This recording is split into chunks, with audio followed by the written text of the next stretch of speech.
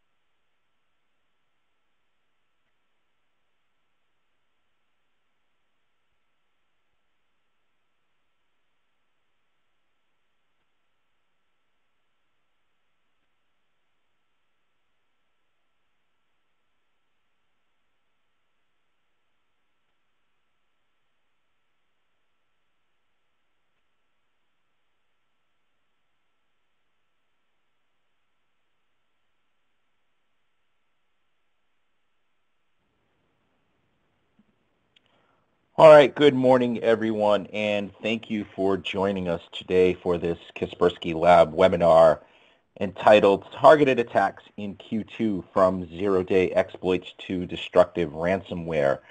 This webinar is a companion to a report released today on securelist.com that provides some detail on recent APT campaigns and other major malware and exploit activity. I'm Mike Mimoso. I'm the editor of threatpost.com, and I am pleased to introduce our two speakers today, Juan Guerrero-Saade and Brian Bartholomew. These guys are Kaspersky Lab researchers, and they're members of our global research and analysis team. Juan and Brian are going to walk you through some of the major talking points from the report and provide their first-person insight into some of this activity. At the conclusion of the presentation, we're going to save some time for audience questions, so please feel free throughout the talk to enter your questions as they come up through the console, and I will do my best to get to as many of your questions as time permits. So I think we are ready to begin. I'm going to get out of the way and bring in Juan and Brian. Guys, please go ahead. Good morning, everybody. Hope everyone can hear us well. My name is Juan Guerrero-Saade, as Mike was kind enough to pronounce properly.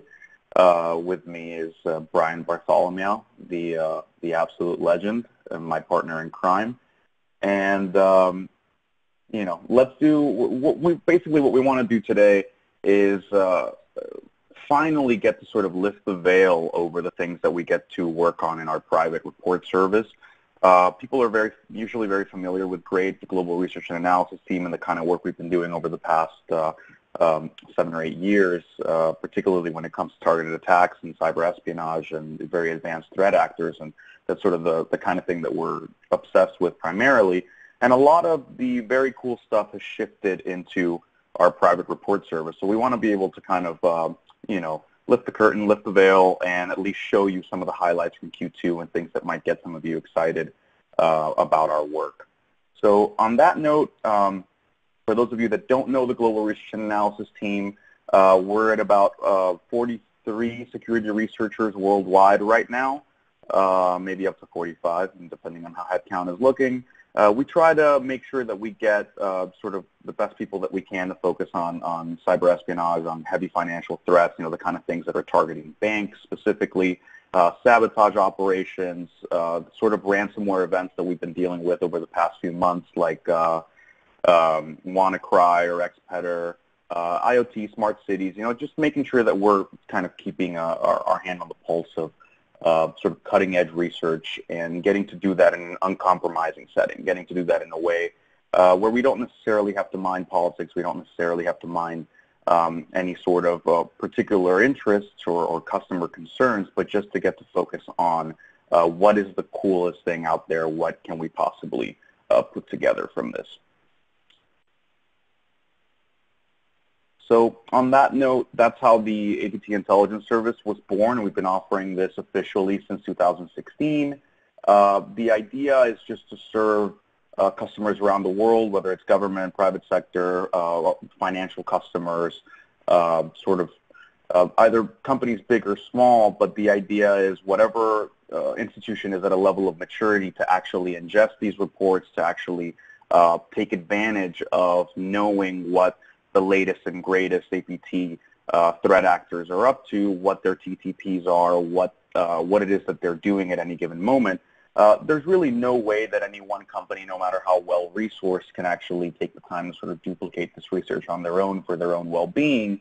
So we believe that this is actually a really great way to get incident responders, to get different companies to be able to direct their resources in a way where they're effectively defending their companies, particularly when they're at a point of maturity where they know who their attackers are often going to be.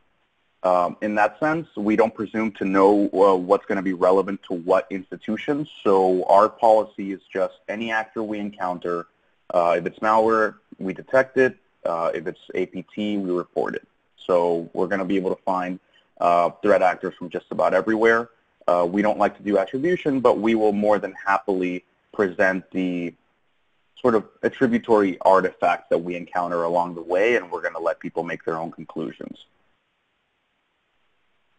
As such, you can get a glimpse of, what our threat intel portal is. I mean, while we were preparing the slide, somebody said, you've seen one threat intel portal. I think you've seen them all. And I'm sure that that's the case here as well. I don't think it's anything particularly flashy, but we're quite proud of the kind of research that goes in there.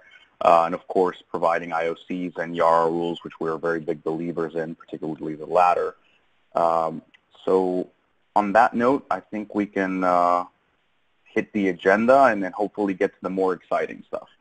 So today we figured the best way to sort of try to organize this was to try to clump actors together and incidents together into more or less where they seem to be regionally appropriate. In some cases, we might find, especially since I know that there's quite a few of our researcher friends on the line, we might find some points of contention. That's okay. Like we said, we don't really like to get too hung up on attribution, but instead we're going to be able to kind of put these together on the basis of what languages we see them speaking or what sort of common convention among the research community would place some of these actors. And in the cases where it was fuzzy, we were more than happy to clump them into a sort of general other category. And finally, not to leave everybody on doom and gloom, or maybe to leave everybody in an even worse place than they came in, we're going to do some predictions for what we expect to see in Q3. So on that note, I will hand things over to Brian. Thanks, Juan. Good morning, everyone. So today we're going to start with the Russian-speaking actors. Specifically, the first two actors we talked about were fairly busy over the last quarter. The first one being Sofasy, also known as APT28 or Fancy Bear. They were pretty busy in March, April, and May for the most part. Starting off, there was a report that we had written about 2 zero-day exploits that were discovered by FireEye, actually back in, I think it was March or April. Specifically, it was a encapsulated postscript exploit bundled along with a privilege escalation exploit, and I've got the CVE numbers listed there for you guys. The payload being dropped was really just standard gamefish payload. There wasn't really anything too exciting about the targeting or the actual end result there. But the biggest thing was these guys were using 2 0 days combined together. That was pretty impressive. Next, we also detected some interesting activity where Sofasy was actually using some new techniques, if you will, embedded within Office documents. The first one was actually they were utilizing the Microsoft CERT utility. And what they were doing was actually embedding the payloads within a certificate and then using the CERT util to extract the actual payload through a macro in the Word docs. That was the first time we had actually seen that technique used, so we felt it important to report to our customers. Secondly, we also detected some pretty neat stuff going on with macros as well, but in this case, they were actually embedding the payloads in the metadata within the EXIF metadata for the Office documents. They actually, after we started digging into this, we found that they were actually using this technique dating back to at least December of 2016. Unfortunately, we did not really discover it until about April timeframe, I believe. I'm not really sure if anyone else actually was aware of that at the time before, but again, it was a new technique we had seen. Since then, we've actually seen it used from some other actors as well. What was interesting about these techniques is that as a lot of researchers, not just us, but pretty much the whole community had predicted, they were specifically targeting some French political party members prior to the elections actually occurring in France. Specifically, the ones we saw they were targeting the Front National Party. Lastly, we also saw that Sophisy had taken some time to update a payload that probably a lot of you aren't familiar with. They have been recently writing some payloads in Delphi for the last couple of years, actually. And there's one in particular that we've been following pretty closely called cyberespionage, what we call it. They updated that version to version 5.1. Not a whole lot of changes there, but they implemented some new encryption keys, did some minor string obfuscation, things like that, to bypass detection capabilities. It seems like they actually were monitoring the detections on the AV and have been consistently updating that payload. So we put out a report on that just to notify customers of the changes so they could actually update their detections as well.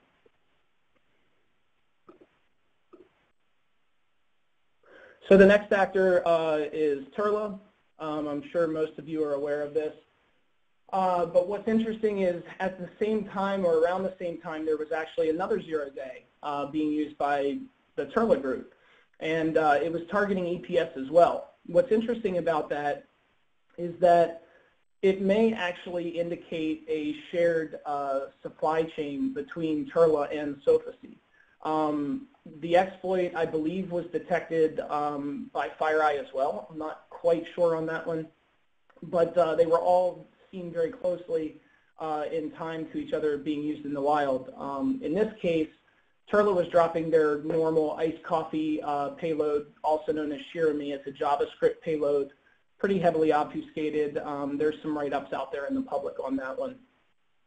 Again, their targeting really did not go outside of their normal wheelhouse. They were hitting foreign ministries, different ministries, foreign affairs, government organizations, and the like. But again, the tie here, the interesting piece was that Sophisy and Turla were both using an EPS 0-day, two separate EPS 0-days at the same time.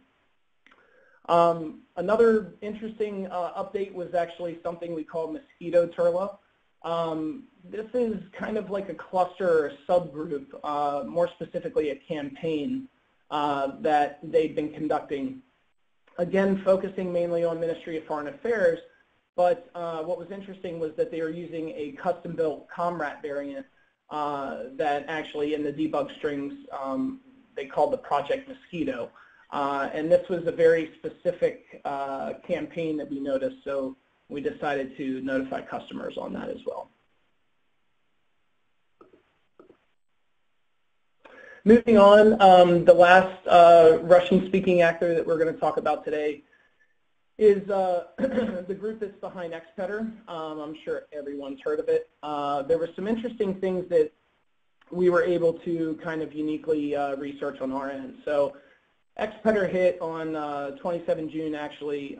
What's interesting about that date is that on June 28th was actually the Ukraine Constitution Day. I don't think that was a coincidence there. The attack largely affected Ukraine.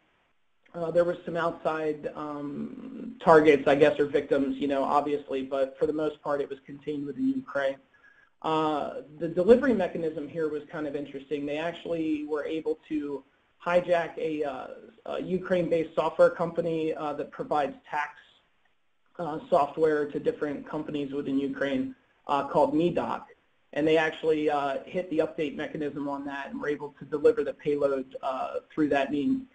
They also actually hit a Ukraine news agency and specifically were waterholing that news site and only delivering the payload to Ukraine-based IP addresses.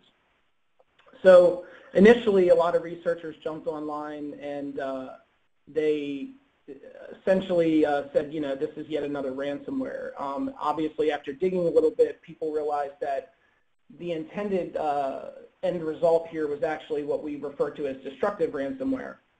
It's becoming more and more popular with APT actors. It's a new technique that we actually later on in the predictions kind of think this is going to be an up-and-coming trend here.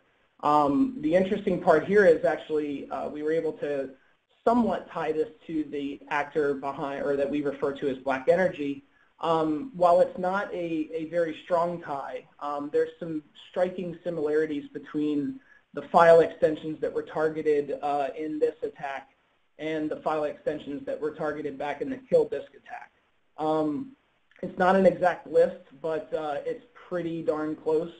And that combined with some other internal research we had gives us kind of a low confidence on Black Energy possibly being involved here.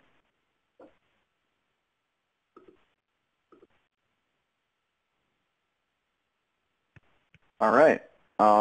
So let's move on to a different cluster of groups. I'm actually tend to be quite enthusiastic about sort of researching some of the English-speaking actors as well, just because in our experience, especially looking at things like Project Sauron and Reagan and so on, you tend to see some of the most technical sophistication and development when it comes to these actors. So it's always very cool to not just keep track, but essentially get a sense of what the biggest and baddest are doing in the development of cyber espionage over time. As some of you may know, especially with our Moonlight Maze research, I'm a big fan of doing a sort of malware paleontology, if you will, as Kosten Ryu likes to call it. In this particular case, I thought it was very interesting because we went into a particular subset of the equation group that we call equation vector or ancient bird. Some of you might know it as pedal cheap from the Shadow Brokers dump. What's interesting about this is it's a backdoor that's been in use since about 2006, and yet it's a very early example of what is known as a Novus backdoor or a nobody but us backdoor. What's interesting about Novus is it's something that got very widely discussed with all of the leaks over the past few years, but I believe that this is the first example that we are publicly discussing of an actual implementation of a Novus backdoor in the wild. And we're actually going to discuss two of those today. But the first one being, equation vector's Novus backdoor is quite interesting because what it essentially does is it's both a passive and an active staging backdoor. And the notion is that the operators would be able to awaken this dormant backdoor and use it as a staging beachhead in order to be able to execute shellcode payloads and be able to execute next state payloads and prolong their operations inside of a victim network. The reason I call it malware paleontology in a sense is since we've been able to kind of dig up samples all the way going back to 2006, it's quite interesting to see the development of this backdoor year over year and to be able to get a sense of essentially 10 or 11 years worth of development of what is known as one of the more advanced and more responsible methods for a threat actor to go into a network. So I thought this was a particularly interesting example. It's one that's also represented in the Shadow Brokers dumps under the W-ship DLLs and so on. So there's actually quite a lot of unexpected information to put together along with the research that we've been doing. Another example of a Novus backdoor, for those of you that are familiar with our research into the Lamberts, we published a blog post on this recently, and I believe our friends at Symantec also did some work along what they call Longhorn and some other portions of the Lamberts cluster. The Lamberts are a particularly interesting group we've been researching for about 2 years now. it's actually quite difficult to weed out some of their operations. So it took us quite some time to be able to separate this toolkit, and the best way that we could organize it was what I call the Skittles method, which is just to essentially break them apart into different colors and be able to discuss different aspects of these toolkits that we have essentially run into. So by now we have, actually quite a few reports deep, and we're getting to discuss some of the more interesting Lambert's toolkit, in this particular case being Gray Lambert. So Gray Lambert is yet another Novus backdoor. So we're going from never having seen any in the wild to now discussing two of them publicly. This is a much more modern implementation of a nobody but us passive backdoor. The idea is that it essentially waits, sleeps, and sniffs the network, waiting to be activated by the attackers. But what makes this Novus backdoor particularly interesting is it actually provides the attackers with a sort of surgical precision over a network of multiple infected machines. So if you think about a victim as an organization, the Lamberts might actually go ahead and infect 10, 20, 30 computers inside of the same enterprise network or inside of a network with proper segmentation and so on. And with Gray Lambert installed in these machines, they can essentially decide how they're going to stage their payloads and their commands and attacks by making the Gray Lambert backdoor essentially broadcast to specific victims or to all victims at the same time, and allow them to essentially stage how the attacks are going to take place. So I think, I'm quite fascinated with the Lamberts, and sort of put a lot of devotion into this research. And it's always sort of amazing to see how this actor continues to push the bill of what we've come to know as cyber espionage. So this is one of the more exciting developments for sure. Moving on into another cluster that I think is quite hot and quite one of the favorites, we can discuss the Korean-speaking actors. In particular, the Lazarus Group, which we've done a great deal of research with. For those of you that were at our conference at the Security Analyst Summit or the SAS in 2016, Jaime Blasco from Alien Vault and I put together some research into the Lazarus Group around the same time that Novetta came out with their Operation Blockbuster, which is a great deal of work. And since then, people have really kind of latched on to the Lazarus APT group and sort of their prolific, sprawling operations since 2008. What's very interesting is over the past year and a half, particularly with research by our friends at BAE, everybody started to latch onto the fact that Lazarus seems to have a very active subgroup involved in financial crime or financially motivated attacks. And over the past 3 months, we've actually seen this escalate way beyond the SWIFT hacks that everybody, got very excited about, or at least was discussing for quite some time, to other types of financial crime that include targeting carders themselves and targeting cryptocurrency exchanges, as well as generating some of their own ATM malware. This is all, for us, clustered under a group that we like to call Blue Noroff. It's just a way to kind of segment what to us appears to be some kind of special operations subgroup of Lazarus that is more dedicated to this kind of financial crime and dedicated to developing sort of specialized malware when the need arises. On that note, we've also seen Lazarus developing and deploying a new strand of malware that we've labeled Manuscript. So that's about 4 reports on the Lazarus group specifically. But within that same group of Korean-speaking actors, we have, this very interesting event of, the WannaCry crypto worm that hit a couple of months ago. For those of you that are particularly interested in WannaCry, we actually had another webinar where Matt Swish from Comey and I got to discuss WannaCry in detail right at the time of the outbreak. So for those of you that are interested, that should still be hosted, I believe, on Bright Talk and also on YouTube as well.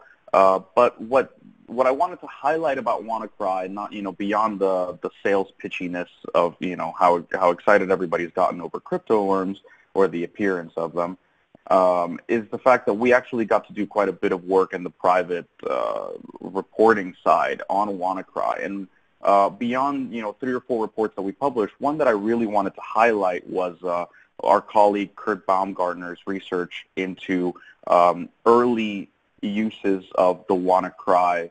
Let's say WannaCry version 1, before Eternal Blue, before the exploit had been attached that actually made the spread like wildfire and essentially made it a very ineffective ransomware. Kurt was able to find examples of WannaCry being leveraged in the wild, being dropped by Lazarus backdoors. So originally, Neil Mehta from Google did some great work and was able to identify some code overlap between some early Lazarus tools around 2015 and WannaCry version 2, or I believe version 1. And that was sort of a claim that I think for a lot of us, at least in the research community, was enough for us to say, okay, clearly there's something here. But it has been a contentious claim. It's definitely been something that a lot of people balked at and didn't necessarily want to accept that the Lazarus group might be behind WannaCry. But for us, we thought it was important to highlight that in our private research, we've also seen what you might consider a second source for this attribution claim or this clustering claim, insofar as we've seen Lazarus attacks that leveraged early versions of WannaCry as well. So it's something to keep in mind. Okay, so moving on, we're going to head down to the Middle East area now. In particular, there's one actor that I've been doing a lot of work with over the last maybe year and a half, and it's quite interesting. We haven't really talked about these guys publicly up until now, but it's an actor we refer to as Black Oasis. And what's interesting about this group is they are clearly one of the, I guess, if you will, customers of the, paid for as a service espionage tools. Specifically, we've seen these guys using Hacking Team back in the past, and then more recently, they seem to be an active customer of Gamma Group Finfisher. So back in the spring, there was a OLAY to link 0-day that was detected in the wild, CVE 2017-0199. It targeted Microsoft Office. So basically what was interesting about this is when the exploit was first seen, there was a little bit of research done on the usage of this. Particularly Black Oasis was actually the first group that we were able to see using this exploit in the wild before it was actually detected. Also interesting about this situation is that the end payload from the exploit is actually a new variant of FinSpy. And if anybody's familiar with FinSpy, it's a fairly complicated piece of malware to analyze. This new variant is actually has a lot of additions to it to prevent against analysis from researchers. We're still currently trying to look into that, write some decryptors for it, and we will probably write another report on that once we finish our research on that in the next couple months. Also interesting about this group is the fact that we've seen them use other 0 days in the past that you may or may not be familiar with. I've listed 3 CVEs there. The most important one actually, or at least the most interesting for me, is the last one there, 2015-5119. We detected this group using that exploit back in June of 2015. If you're familiar with that CVE, it was actually the one that was one of the ones that were leaked during the Hacking Team dump. But that dump actually happened in July of 2015. So we actually saw this actor using that exploit at least 1 month or more in advance of the actual Hacking Team leak. So they clearly were a customer, most likely, of Hacking Team as well. Moving on, there's another actor that everyone's probably familiar with that's referred to as Oil Rig. The reason we are talking about these guys is the situation with 2017-0199, that OLAY to link 0-day, was kind of interesting in the research community. There was a couple blog posts that were put out, discussing the exploit, if you will. But what's, was a bad situation about that was the fact that Microsoft had not actually published a patch for that exploit yet. So the blog posts were put out, and unfortunately, one of the posts divulged a little bit too much information, and some actors, as well as the Metasploit guys, were able to take that information, and within 72 hours, there was a public exploit available. And what we saw was an immediate turnaround by, essentially dozens of different actors out there. Specifically, we decided to report on Oil Rig using this, just because the targeting was somewhat interesting. They were going after the Ben Gurion University in Israel, and they were posing as, well-known doctors and researchers in the medical community and targeting other folks at the university at the time. So really the whole point of this was just an incident where, an accidental disclosure of an exploit before a patch actually led to dozens of actors, utilizing this within about 3 days of the leak. So an interesting situation, to say the least.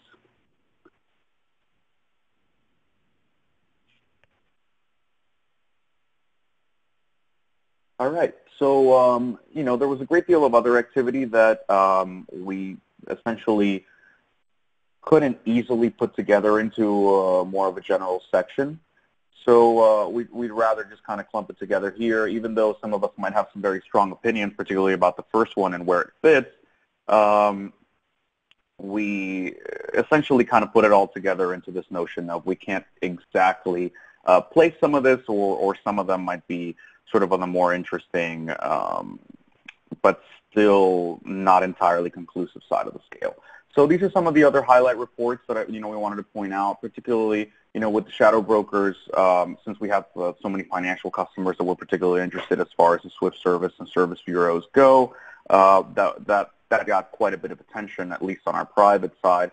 But there's also a few other actors that have begun to pop up with interesting operations, like Indigo Zebra and Chasing Adder, that we have a bit of a suspicion. Same with Dempsey, where you might consider that there's a potential Chinese-speaking cluster of activity involved, but where we can't exactly place where some of this is. The notion is that, well, we're particularly happy to continue to do this research and to present it. It's important for us to be able to present it to our customers and to everybody at a time when it's useful to them, when they might need it, to put forward as much of that information as we can, even when some of it might be the kind of questions that for us as researchers are going to remain open and we're going to continue to look into. So I just figured that we'd put some of this forth and make sure that people can get a sense of what we're looking at.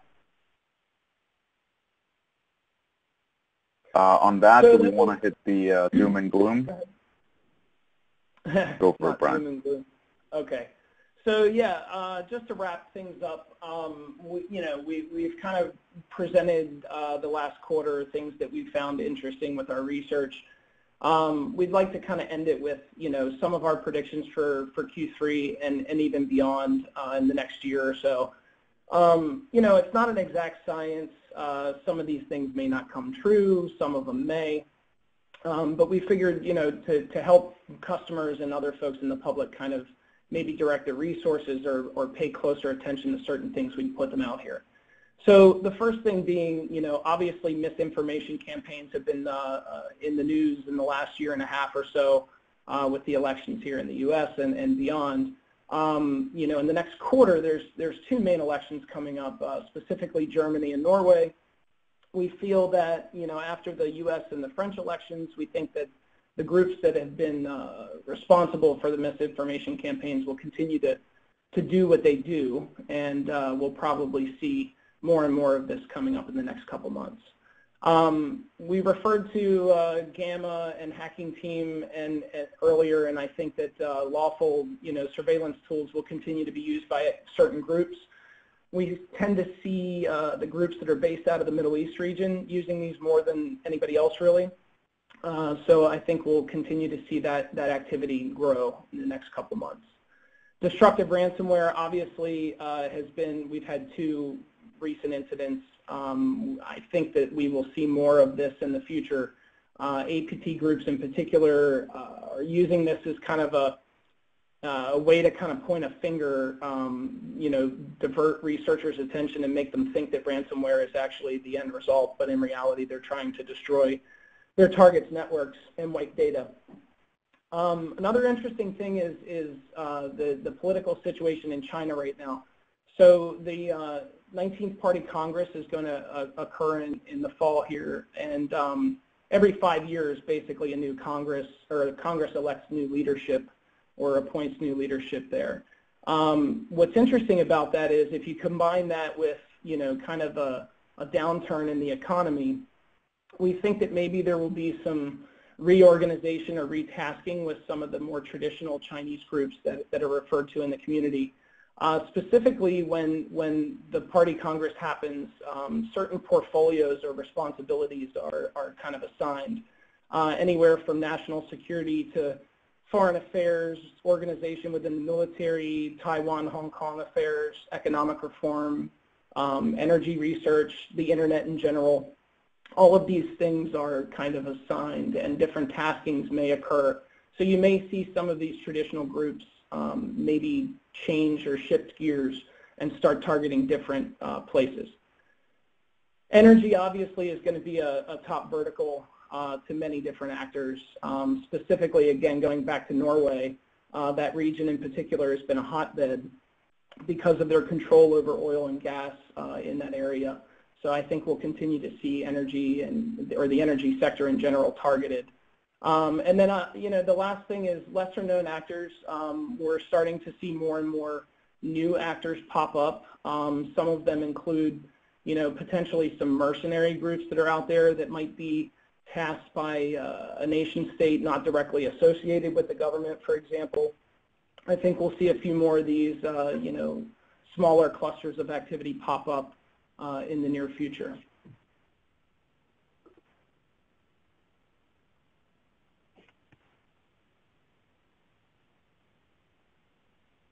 Sorry, I have a slow unmuting finger.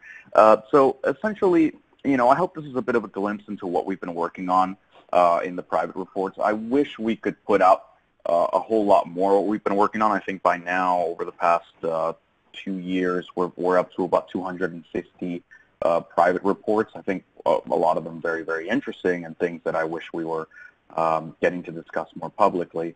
But for people to have a sense of what we're up to, the notion is to continue to have a sort of global coverage to be able to continue to best leverage our visibility over a wider swath of the planet and areas that people are particularly interested in and others might not have any visibility into.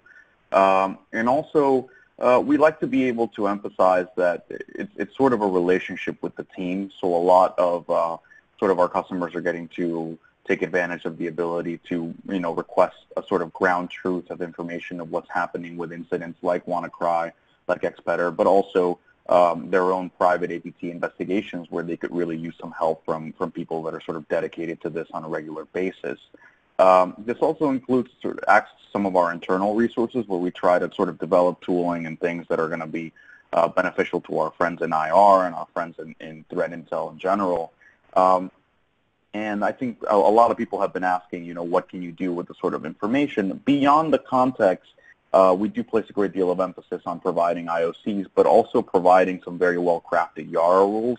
As much faith as I have in a lot of our research partners in the industry, I think that we're particularly prolific when it comes to writing YARA rules, and a lot of our customers have found it incredibly useful for some of their own investigations. So this is the kind of thing that we're kind of trying to put out there and make sure that this is as useful and as proactive as possible in dealing with what are essentially the hardest actors to keep track of and definitely to weed out of a network.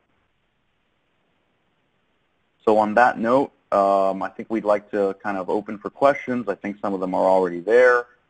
Thank you, everybody, for listening so far and for hanging out with us. And Mike, all you, buddy. Thanks, guys. Thank you. Yeah, it was excellent talk. A lot of good, useful information in there. We do have a few questions from the audience, and I want to get to them right now. First one, other than Lazarus, have any other nation-state actors been observed to kind of make this switch to financially motivated attacks as opposed to just strictly focusing on espionage. And obviously this is in context of Lazarus. What do you guys think? I don't know, Brian, if you want to jump in on this. I'd say for me, the switch for Lazarus is particularly interesting. I think there have been cases where we've seen groups or essentially subgroups of certain clusters start to kind of take on what you might consider sort of like night jobs, and maybe they're going in and trying to get some financial gain or doing some of their own theft, like as has been discussed with actors like WinNTI or WinT before. But I think the Lazarus turn, I think, is one of the more brazen, if not the most brazen that I've ever seen.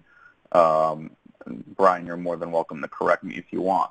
So I'm having kind of a hard time coming up with examples in that sense. Yeah, I have one actually. Yeah. Go for it.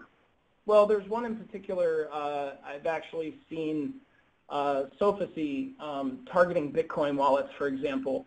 That was an interesting observation I had a couple years ago, and a few other folks probably on the webinar are aware of this as well.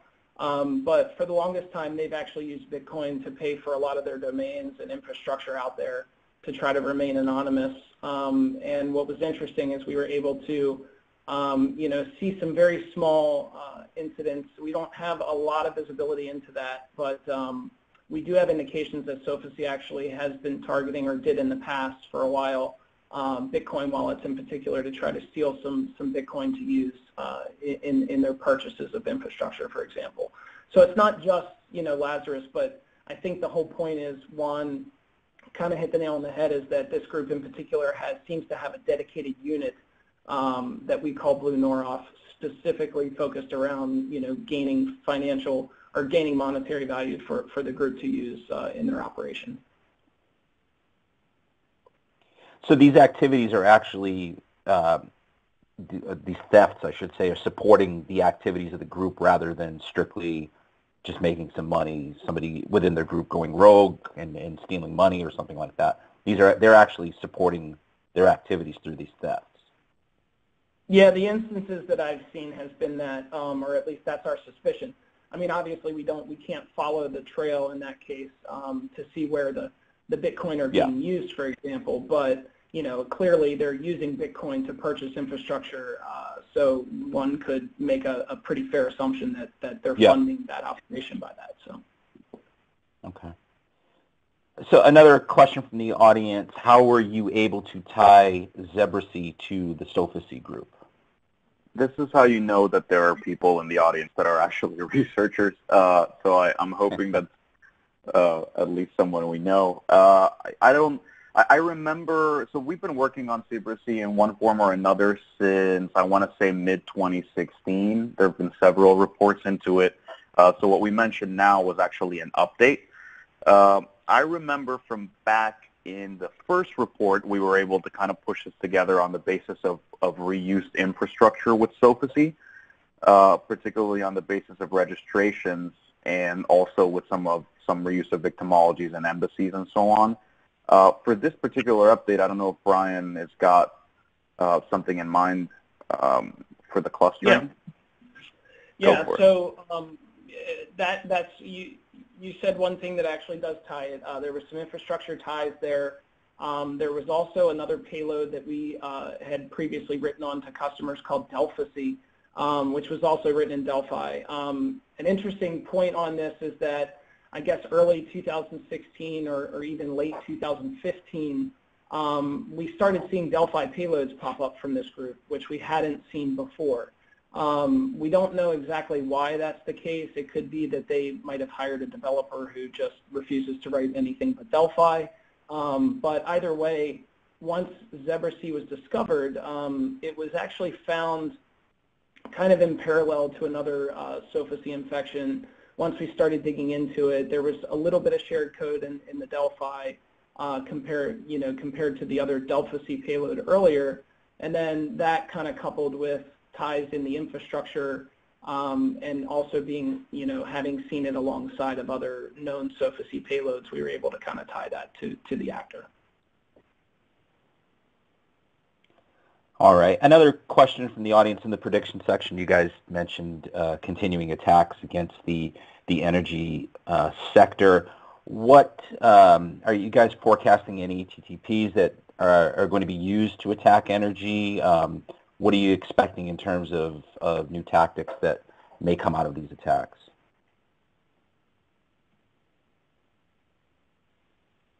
Juan might be able to answer this a little bit better, but you know, I think there's a lot of talk right now about, you know, actors targeting the grid, and there was, you know, the recent events that happened over the summer and actually earlier this past year.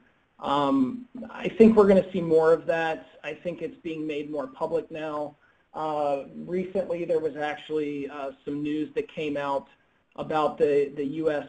Quote-unquote nuclear sector that was targeted. Those attacks, actually, we were able to see a little bit more visibility than just U.S. nuclear companies. In reality, it was targeting other energy sector organizations throughout the world. The actor involved in that activity is still being investigated. There's been some rumor going around that it's potentially an older actor that somewhat disappeared for the last 2 years and might now be back.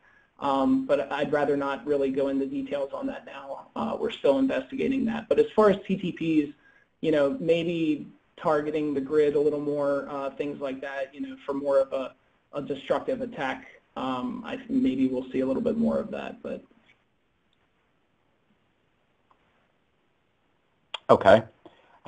Someone in the audience wants to know when the last time you guys observed the Equation Group, any activity in the wild, and if you could provide any context or background, that would be helpful as well.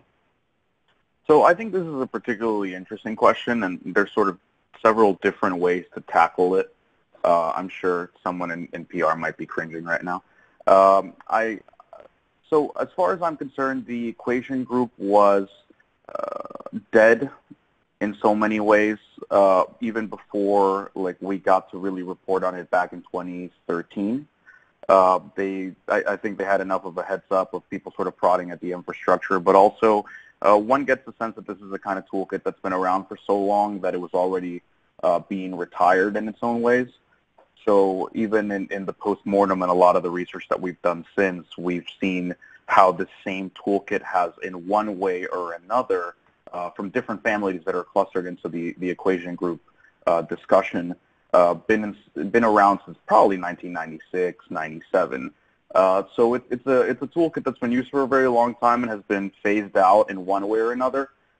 If anything was still active as far as Equation Group goes, it seems to have been alternate payloads, like things in Solaris and Linux and Mac. So I think the last that we saw any of that active ourselves was probably 2014, 2015 with Mac OS version of Double Fantasy, which also got privately reported. And I believe the company, I can't remember what company it was, but there was a Chinese bit of research into Solaris versions of Double Fantasy as well that were still found in the wild.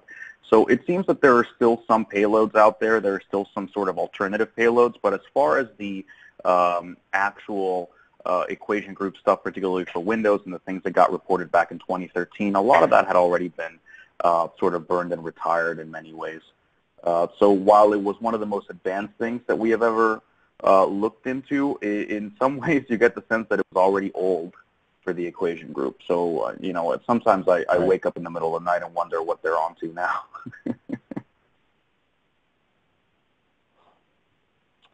Brian, did you want to add anything to that? Nope, that's all Juan. All right. All right, great. So one of our attendees is asking for a bit more detail on a vulnerability that you guys mentioned earlier in the talk, CVE 2016-0984.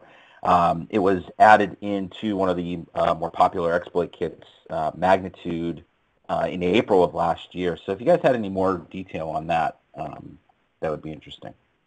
Yeah, sure. So actually, we were able to see Black Oasis utilizing that exploit back in, I think it was June, or it was mid 2015. I believe the vulnerability was patched in February of 2016. So the implementation of that, as the attendee stated back in April of 2016, would make sense. After the patch was released, somebody probably reversed the exploit and put it in. But what was interesting is that these guys, Black Oasis in particular, were using the exploit, 6 to 8 months prior to the patch being released, which, most likely this exploit was purchased through one of those service providers, if you will, such as Hacking Team or whatever. All righty. We have an interesting question on ransomware related. Are you folks aware of any significant work going on for demotivating ransomware attacks? For example, some hardware design that might support a reversing operation done by the attack, something like that. Any interesting work around demotivating ransomware? Yeah, I'm glad somebody brought this up. There was actually a very cool project that was presented at Black Hat this year, and I encourage everyone to go out and try to do some more research and look these guys up. I believe they're Italian, but the tool itself is called Shield FS, and if you Google it, you should, all one word, you should be able to find it. But basically, pretty cool technology. They have a patent pending right now, so the tool has not been released, but they did a presentation on it. And what was really neat about it is it sits very low level on the operating system, and essentially they've used machine learning and trained this engine in like 7 different models to kind of recognize the behavior and what ransomware looks like when it does its thing. And then on top of that, they actually maintain like a virtual file system. And every time that the tool recognizes a file being changed, it saves off a copy of that file. And then once one of the machine learning models kind of triggers and says it suspects ransomware of being on the system, it will actually remedy that by reverting the files that were changed by that process. It's a really fantastic technology. I hope these guys are super successful with it, because I think it will definitely hinder ransomware in the future, which is pretty neat. So I encourage everyone to go check it out and support those guys. It was a really good talk. Yeah, I was in that talk at Black Hat, Brian, and wrote about it for a threat post, and it was really interesting. It was one of the few solutions that had seen that kind of been available to the public, and seemed to be a pretty unique approach. Yeah, I agree. Yeah. So hopefully in the next couple months we'll see some more from these guys. Yeah. Can I just, so that our sales and marketing and so on teams don't cry themselves to sleep tonight, I would actually like to mention some of the stuff we've been working on as far as ransomware goes.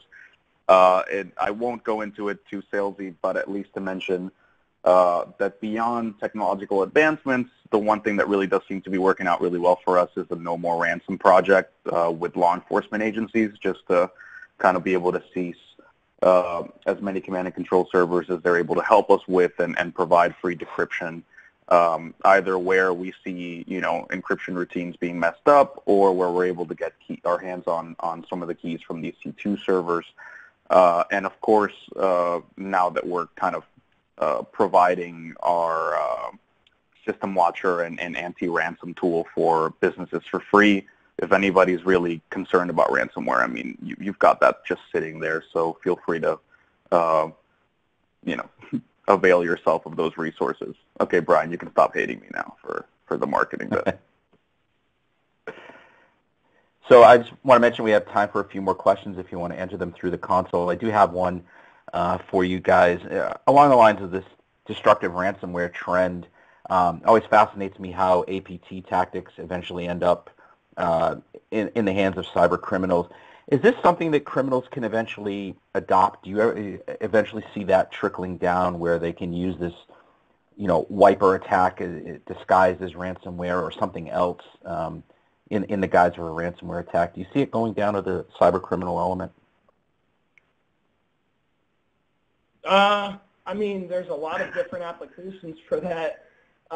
Yeah. Putting my bad guy hat on, clearly in the world of let's just put pie in the sky here, organized crime, for example. Let's say you've got a new trial coming up. Clearly, that would be a use for it, trying to target, say, whoever's prosecuting a case or where the evidence is stored. But for the most part, the motivation for destructive ransomware or just any kind of destructive attack in general is to just literally just shut the engine down for your target and cause as much chaos and havoc as possible. Usually with criminals, I always think of, wanting to get a monetary gain out of it. And unfortunately, you can't really ransom a company where you've wiped all of their drives. You can't restore that. So I don't know. I guess it could be used in the criminal world for very specific cases, but I don't really have any good examples of that. Mm-hmm. I would personally treat that a little differently. Look, we've been talking about incompetent people entering the ransomware space for quite some time now. The kind of the same as like the sort of fix your computer fraud scams where they just put a very big screen on there and say, hey, you've got to call us, you've got to pay us because your computer's infected, even though nothing's wrong with it other than a pop-up. There's that version of ransomware where we're going to see people that are very poor coders and won't even bother to buy an already prepared kit, just essentially trying to leverage something that either deletes all the files or doesn't do anything specifically with the files but tries to just get money out of naive or unsuspecting victims. That said, I think that the notion of wipers as ransomware or disguised as ransomware is quite different, and it's quite an interesting phenomenon because the implication seems to be, look, sabotage attacks and wiper attacks themselves are a very strange occurrence. They don't happen that often. I think for the most part over the past 10 years, we've probably looked at 10 cases tops. They're very rare components, and for the most part, I think it has to do with the level of access that you're burning whenever you use them. For a cyber espionage actor or somebody that conducts a targeted attack, if you already have access to a network to that point, if you have access to the level of something like Sony or Saudi Aramco where you can target thousands of machines and have already got a foothold there, the idea of burning that loudly and raising the security profile of the organization as a whole and creating sort of public fallout, it's extremely costly for the attackers as well, because you're basically saying, hey, yeah, we had access, we're willing to burn this access and let you know that you need to get better at this. So it's a very strange circumstance where the calculus pays off in a way where you consider that sabotage is better than continuing to have espionage access to an organization. So to take that one step further and say, yeah, we have all the means for a sabotage attack and we want to disguise it as ransomware or as something potentially treatable or as something that is worth getting money out of. It's not necessarily that different to what the Lazarus Group did with Sony and with some other South Korean targets where at first they asked for money and then dumped data anyways. But it's an evolution of that I think is particularly troubling. So we just got in a question about Black Oasis, and one of the attendees would like to know if Black Oasis is known by any other names or nicknames. Are they familiar to anyone as another group? I don't believe that I have seen any public reports on what we consider Black Oasis. The question actually said what type of kitten. I will say I will go as far as saying that no, I don't believe it is a type of kitten. But other than that, I probably don't want to go down the road of location.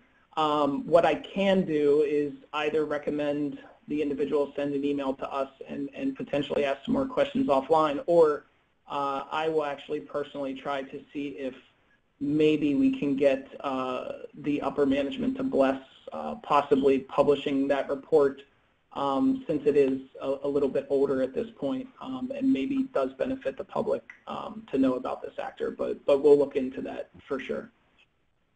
Yeah. On my end, I think that there was a there was at some point a report that kind of touched upon Black Oasis lightly. It might have been a Microsoft report, but I don't think anyone has properly described them and sort of seen the actor the way that we have. So I second Brian's notion. Just send us an email and we'll see what we can do. All right. We still have time for a couple more questions from the audience.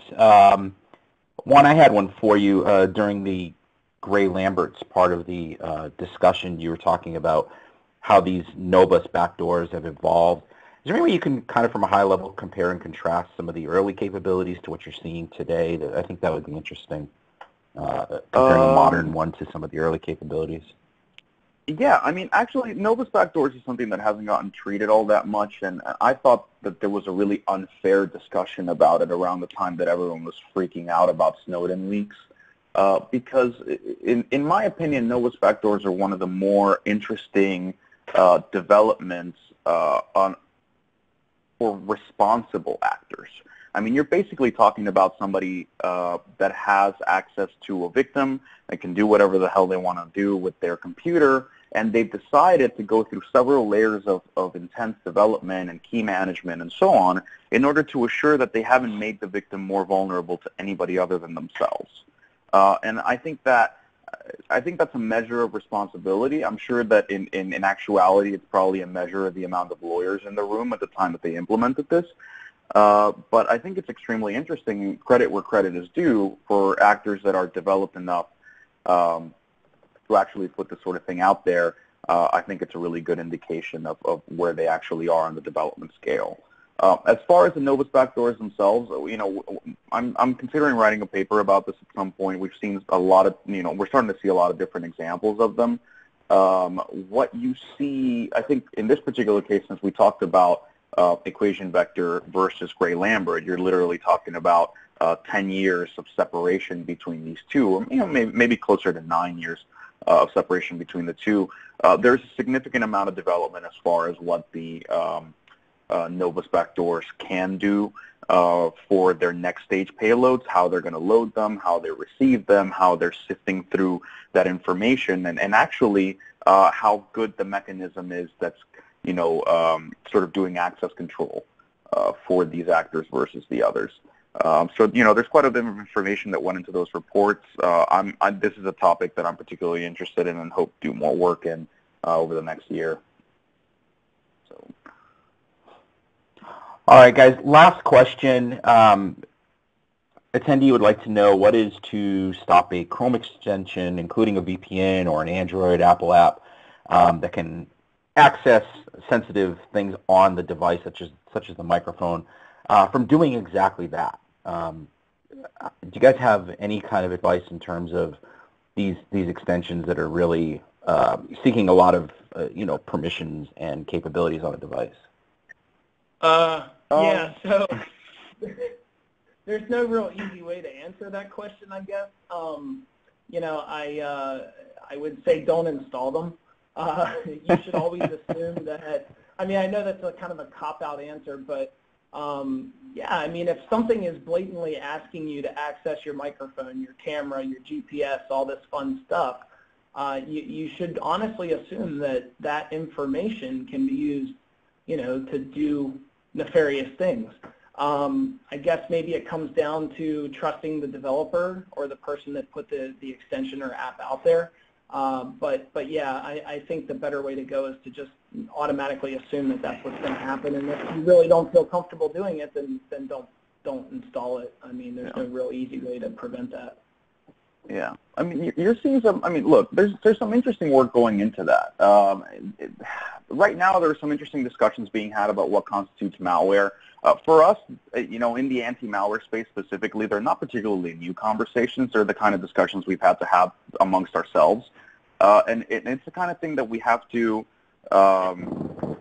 It's the kind of thing that we really have to discuss a lot because of spyware. Because you get into these conversations about spyware and adware where the line starts to get very blurry. You know, how do you define what is specifically malicious versus what is spyware, what is by its own virtue doing what a certain monetization scheme allows, and then, when do you actually second guess for consumers whether they should have it or not?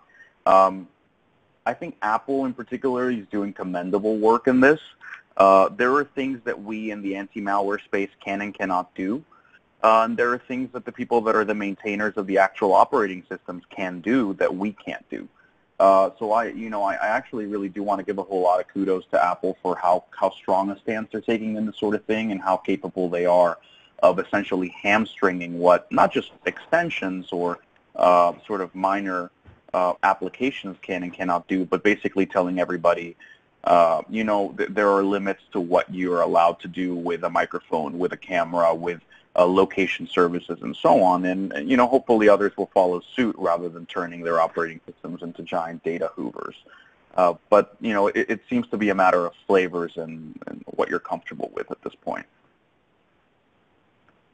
All right, excellent. I think we'll wrap on that note. Gentlemen, thank you so much for the excellent presentation, and especially to our attendees for your interest and your time, and for the great questions and feedback. I hope that this was some useful information for you, and I am sure we will do this again shortly.